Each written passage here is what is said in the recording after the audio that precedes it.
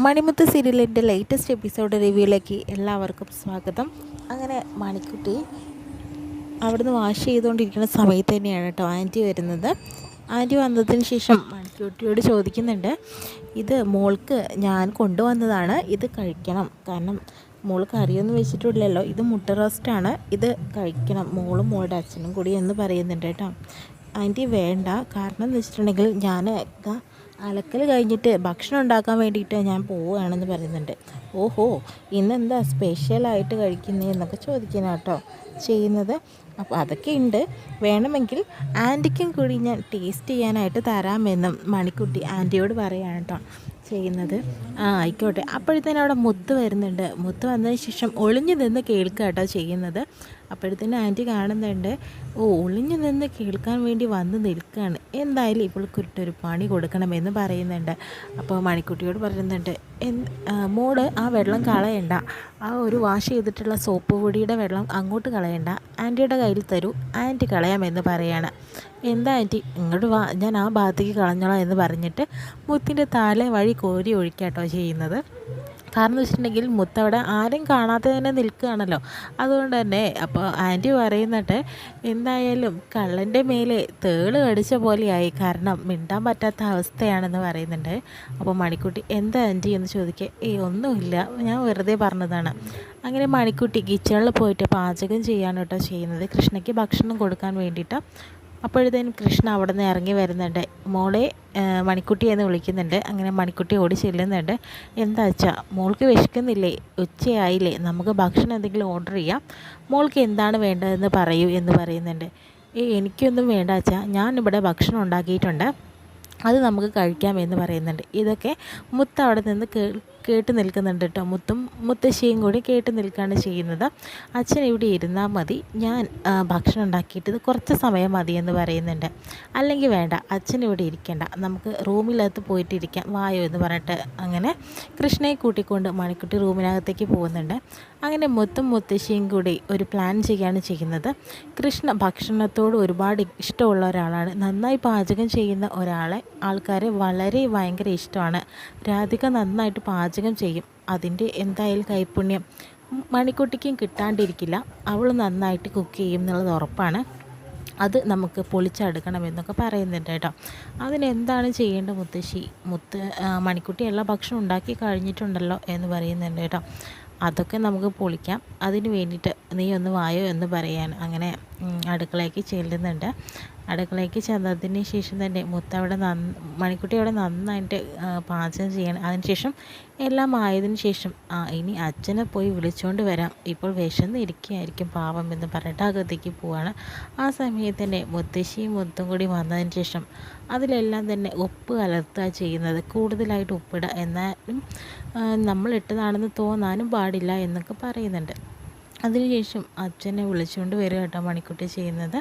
അങ്ങനെ wash base എവിടെ എന്ന് ചോദിക്കുന്നുണ്ട്. ഇവിടെയുണ്ട് അച്ഛാ, ഞാൻ ഒറ്റയ്ക്ക് പോയി കൈ കഴുകാം, അങ്ങനെയാകുമ്പം എപ്പോഴും മണിക്കുട്ടിയെ ബുദ്ധിമുട്ടിക്കേണ്ട കാര്യമില്ലല്ലോ എന്നൊക്കെ പറയുന്നുണ്ട്. ശരി എന്ന് പറഞ്ഞിട്ട് അങ്ങനെ കൃഷ്ണ കൈയൊക്കെ കഴുകി അവിടെ ഇരിക്കുന്നുണ്ട്. ഞാൻ പോയിട്ട് ഭക്ഷണം എടുത്തുകൊണ്ട് വരാം എന്ന് പറയുന്നുണ്ട്. അങ്ങനെ എല്ലാ ഭക്ഷണവും എടുത്തുകൊണ്ട് വന്നതിന് ശേഷം വിളമ്പി കൊടുക്കുകയാണ്. കഴിക്കുമ്പോഴത്തേനും നല്ല ഉപ്പാണെന്ന് പറഞ്ഞിട്ട് മണിക്കുട്ടിയുടെ നേരെ ആ ഭക്ഷണപാത്രം എടുത്ത് എറിയുന്നുണ്ട്. ഇതെല്ലാം സ്വപ്നത്തിൽ കണ്ടു നിൽക്കുക കേട്ടോ മുത്ത് ചെയ്യുന്നത്. അപ്പോൾ മുത്ത് പൊട്ടിച്ചിരിക്കുന്നുണ്ട്, ഇങ്ങനെ തന്നെ സംഭവിക്കും എന്ന് വിചാരിച്ചിട്ടിരിക്കുകയാണ്. അപ്പോൾ മുത്തശ്ശി ചോദിക്കുന്നുണ്ട്, എന്തു പറ്റി മുത്തേ, നീ എന്താ ഇങ്ങനെ ചിരിച്ചുകൊണ്ടിരിക്കുന്നത്? അതൊന്നുമല്ല മുത്തശ്ശി, ഞാനേ ആ പാത്രമൊക്കെ എടുത്ത് എറിയുന്നതെന്ന് ആലോചിച്ച് നോക്കിയതാണ്. നിൽക്കും വരട്ടെ, മണിക്കുട്ടി ഭക്ഷണം എടുക്കാൻ പോയിട്ടുള്ളൂ, നോക്കാം. അങ്ങനെ മണിക്കുട്ടി ഭക്ഷണമൊക്കെ എടുത്തുകൊണ്ട് വരാട്ടോ ചെയ്യുന്നത്. അങ്ങനെ വന്നതിന് ശേഷം വിളമ്പി കൊടുക്കുമ്പോൾ കൃഷ്ണ വളരെ ആസ്വദിച്ച് തന്നെ കഴിക്കുന്നുണ്ട്. അപ്പോഴത്തേനും വളരെ നല്ല ഭക്ഷണമാണ്, പ്രത്യേകിച്ച് സാമ്പാർ അടിപൊളി. നല്ല ഭക്ഷണങ്ങൾ വിളമ്പുമ്പോൾ തന്നെ അതിൻ്റെ സ്മെല്ല് കേട്ടാൽ തന്നെ അറിയാം അത് അടിപൊളി ആയിരിക്കും എന്നൊക്കെ പറയുന്നുണ്ട് കേട്ടോ. അപ്പോഴത്തേനും മുത്തശ്ശി ആകെ ഞെട്ടിത്തിരിക്കുകയാണ്. എന്താ മുത്തശ്ശി ഇത്രയും ഉപ്പ് വാരിയിട്ടിട്ട് എന്താ അച്ഛനൊന്നും മിണ്ടാത്തത്, അതോ അവൾക്ക് വിഷമാവുമെന്ന് വിചാരിച്ചിട്ട് മിണ്ടാണ്ടിരിക്കുകയാണോ എന്ന് ചോദിക്കുന്നുണ്ട്. ഒരിക്കലുമല്ല, കൃഷ്ണയുടെ ഭക്ഷണം കഴിക്കുന്ന രീതി കണ്ടാൽ തന്നെ അറിയാം, അവൻ നന്നായിട്ട് തന്നെ ആസ്വദിച്ചിട്ടാണ് അത് കഴിക്കുന്നത് എന്നുള്ളത് എനിക്ക് മനസ്സിലായിട്ടുണ്ട്. എന്താണ് പറ്റിയതെന്ന് അറിയില്ല. അങ്ങനെ മുത്താണെങ്കിലോ ടെൻഷൻ അടിച്ച് നിൽക്കുകയാണ്. പക്ഷേ മണിക്കുട്ടിയാണെങ്കിൽ ഇടം കണ്ടിട്ട് നോക്കുന്നുണ്ട്. മണിക്കുട്ടിക്ക് കാര്യങ്ങളൊക്കെ മനസ്സിലായിട്ടുണ്ട്. എന്തായാലും അവിടെ എന്താ സംഭവിച്ചതെന്ന് പിന്നീട് നമുക്ക് കാണാനായിട്ട് പറ്റും. എന്തോ ഒരു കാര്യം നടന്നിട്ടുണ്ടെന്ന് ഉറപ്പാണ്.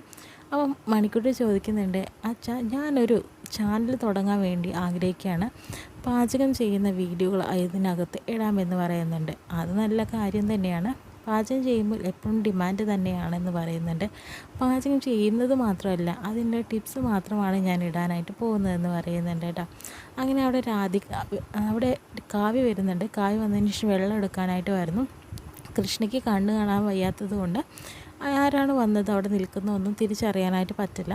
അപ്പോഴത്തേനും മോൾക്ക് എന്തായാലും ചാനലെല്ലാം തന്നെ നല്ല മുന്നോട്ട് പോകും. കാരണം മോളുടെ അമ്മയല്ലേ, രാധിക നന്നായി പാചകം ചെയ്യും, അതിൻ്റെ കൈപ്പുണ്യം മോൾക്ക് എന്തായാലും കിട്ടിയിട്ടുണ്ടാകും, അവൾ നന്നായിട്ട് കുക്ക് ചെയ്യും എന്നൊക്കെ പറയുമ്പോഴത്തേനും കാവ്യയ്ക്ക് നല്ല ദേഷ്യം വരുന്നു. രാധിക എന്ന് പറഞ്ഞിട്ട് അകത്തേക്ക് പോകണം. പെട്ടെന്ന് തന്നെ കൃഷ്ണയ്ക്ക് വല്ലാണ്ടാവുന്നുണ്ട്. മോളെ ഇവിടെ കാവ്യ ഉണ്ടായിരുന്നു. ഉണ്ടായിരുന്നു അച്ഛാ, പക്ഷേ അച്ഛനോട് പറയാൻ എനിക്ക് പറ്റില്ലല്ലോ, അതാണ് മിണ്ടാണ്ടിരുന്നതെന്ന് പറയുന്നുണ്ട് കേട്ടോ. അങ്ങനെ അകത്തേക്ക് പോവാണ് കാവ്യ ചെയ്യുന്നത്. എപ്പോഴും കൃഷ്ണയുടെ മനസ്സിൽ രാധികയും അതുപോലെ തന്നെ മണിക്കുട്ടി മാത്രമേ ഉള്ളൂ, ഞാനൊന്നുമില്ല, എന്താണ് ഇങ്ങനെ, എപ്പോഴും അവരുടെ ചിന്ത മാത്രമേ ഉള്ളൂ എന്നൊക്കെ പറയുന്നുണ്ട്. അങ്ങനെ കാവ്യയുടെ അമ്മ അകത്തേക്ക് വരുന്നത്. അത് ഇപ്പോൾ മാത്രമല്ല കാവ്യ, എപ്പോഴും അങ്ങനെ തന്നെ, നീയും മോളൊന്നും അവൻ്റെ മനസ്സിൽ ഇല്ലേ ഇല്ല. എന്തായാലും ഇനി മണിക്കുട്ടി അടുക്കളയിൽ കയറി വെച്ചുണ്ടാക്കുകയൊന്നും വേണ്ട, പുറത്തെവിടെയും പോയി ഭക്ഷണം ഉണ്ടാക്കിക്കോട്ടെ, സാധനങ്ങളും അവിടെ കൊടുക്കാം, അകത്തിരുന്ന് ഡൈനിങ് ടേബിളിൽ ഇരുന്ന് ഭക്ഷണം കഴിക്കൽ നിർത്തട്ടെ, എവിടെ വെച്ചാൽ വച്ചുണ്ടാക്കി തിന്നോട്ടെ എന്നൊക്കെ പറയുന്നുണ്ട്. അതൊന്നും നടക്കാൻ പോകുന്നില്ല അമ്മയെന്ന് പറയുന്നുണ്ട്. നീ ഇങ്ങനെ വളം വെച്ച് കൊടുത്തിട്ടാണ് ഇങ്ങനെ, നിനക്ക് അവനെ ആദ്യം തന്നെ മുറുക്കാമായിരുന്നു, നീ അത് ചെയ്യാത്തത് കൊണ്ടാണ് ഇങ്ങനെയൊക്കെ സംഭവിച്ചതെന്ന് പറയുന്നുണ്ട്. എല്ലാം എൻ്റെ തെറ്റാണ്, എനിക്കിതൊന്ന് എങ്ങനെയാണ് മോചനം ഉണ്ടാവുക എന്നൊക്കെ പറയുന്നുണ്ട്. അവരിവിടുന്ന് പോട്ടെ, അങ്ങനെ അത് സാധ്യമല്ല അമ്മയെന്ന് പറയുന്നുണ്ട്. അതിനേക്കാൾ നല്ലത് ഞാൻ ഇവിടുന്ന് പോകുന്നതാണെന്നൊക്കെ പറഞ്ഞിട്ട് സങ്കടപ്പെട്ട് നിൽക്കുന്ന കാവ്യയാണ് കേട്ടോ കാണുന്നത്.